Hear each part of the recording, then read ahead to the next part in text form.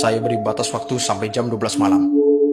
Kalau sampai jam 12 malam nanti, belum juga diupload video tugasnya, berarti kamu dan kelompokmu sudah menerima nilai kosong. What's happening to me? No!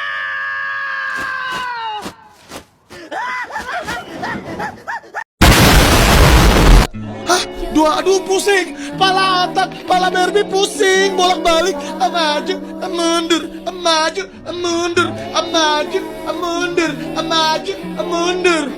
Anjay pusing banget coy.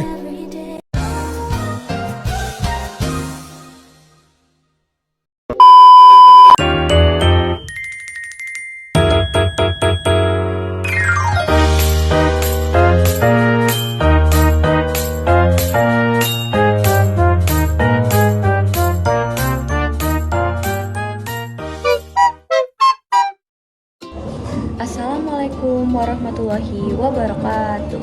Selamat malam semuanya. Selamat malam Pak Rifki. Perkenalkan, nama saya Aska Zatunisa dari kelas 10-6. Hari ini saya akan melakukan presentasi terkait tugas tambahan pengayaan terkait dengan pembelajaran kimia pada semester kali ini. Apa aja sih tugasnya? Mari kita simak ya videonya. Nah, yang pertama, apa aja sih materi yang telah aku pelajari pada semester kali ini? Jadi, ada 4 materi. Yang pertama, kimia dalam kehidupan sehari-hari. Di materi kali ini, dijelaskan contoh penerapan kimia dalam kehidupan sehari-hari. Jadi, kita lebih bisa mengenal kimia secara dasar dalam kehidupan kita. Yang kedua, ada teori atom. Teori atom ini menjelaskan tentang teori atom sendiri, struktur atom, dan segala hal yang berkaitan dengan atom. Yang ketiga, ada sistem periodik unsur. Dan yang keempat, ada ikatan kimia. Oke, yang kedua, contoh senyawa ion dan kovalen. Nah, contoh senyawa ion dalam kehidupan sehari-hari itu ada garam, yakni unsurnya NaCl. Kenapa bisa disebut senyawa ion? Karena garam terbentuk dari unsur natrium yang bersifat logam yang memberikan elektron kepada klorin yang bersifat non-logam sehingga terbentuk ion natrium bermuatan positif dan klorin bermuatan negatif. Yang kedua, ada contoh senyawa kovalen. Contoh senyawa kovalen dalam kehidupan sehari-hari yakni air. Air unsurnya H2O. Kenapa bisa disebut dengan senyawa kovalen? Karena seperti yang kita ketahui, hidrogen serta oksigen sama-sama bersifat non-logam dan ikatannya itu saling berbagi elektron sehingga bisa mencapai kestabilan. Nah, yang ketiga ada refleksi diri aku selama pembelajaran kimia di semester kali ini.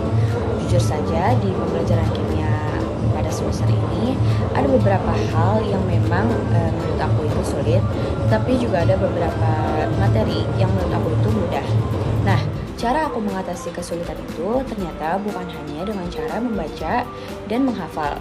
Ternyata dengan cara sering berlatih itu akan memudahkan aku dalam memahami materi serta mengerjakan tugas-tugas yang telah diberikan oleh Pak Rifki. Nah, aku juga jadi tahu dan aku juga jadi belajar bahwa kimia itu bukan sekadar teori, melainkan itu berkaitan dengan hal-hal yang sering aku temui di setiap hari. Nah, yang keempat, saran untuk pembelajaran kimia di semester depan dari aku sendiri itu mungkin kita bisa melakukan praktik sehingga kita dapat mengetahui cara kerja kimia sendiri, tapi bukan hanya dari teori yang kita baca, melainkan kita dapat mengetahui secara langsung bagaimana kimia itu sendiri bekerja.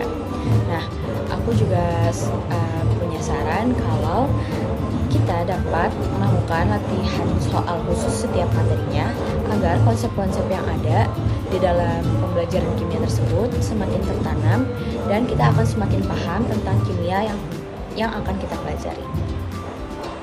Sekian presentasi yang aku sampaikan di video kali ini. Semoga tugas tambahan yang diberikan Pak Rifki ini dapat bermanfaat bagi aku untuk kedepannya. Juga semoga aku bisa lebih paham tentang pembelajaran kimia di semester depan dan aku bisa mendapatkan nilai-nilai yang bagus. Terima kasih. Wassalamualaikum warahmatullahi wabarakatuh.